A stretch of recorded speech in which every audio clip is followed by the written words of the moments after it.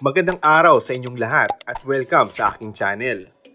Hanggang ngayon nga ay usap-usapan pa din ang naging huling pagdalo ni Coco Martin at Julia Montes sa huling gabi ni Dreamscape Entertainment Head, Deo Edrenal, sa Heritage Park sa Taguig City. Mapapansin sa larawan na parehong nakaitim si Coco at Julia kasama ang ilang kilalang celebrities upang magbigay ng galang kay Edrenal. Ang mga nasabing larawan ng pagbisita ay naipost online at hindi maiwasang mapansin ng mga netizens si Julia at maitanong kung nagdadalang tao ba ang aktres.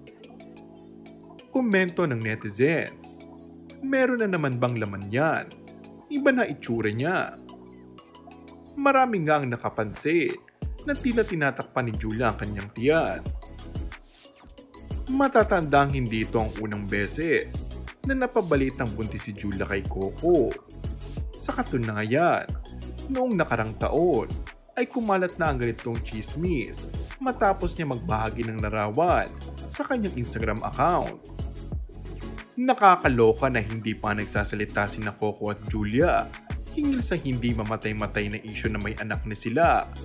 At ngayon nga ay napapabalita na naman na buntis muli ngayon ng aktres.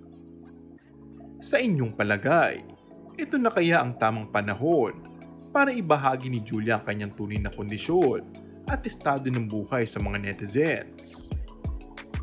Bagamat walang direktang pag-amin mula kina Coco at Julia, ay tila what you see is what you get na lang ang drama ng dalawa dahil palagi namang nakikita na magkasama ang mga ito. Kung nananatiling tahimik sila, karapatan naman nila yun.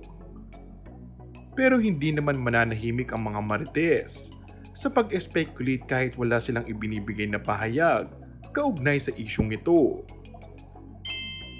And that's all for our today's video. Kung bago ka lang sa aking channel ay mag-subscribe at pindutin na rin ang notification bell. Maraming salamat!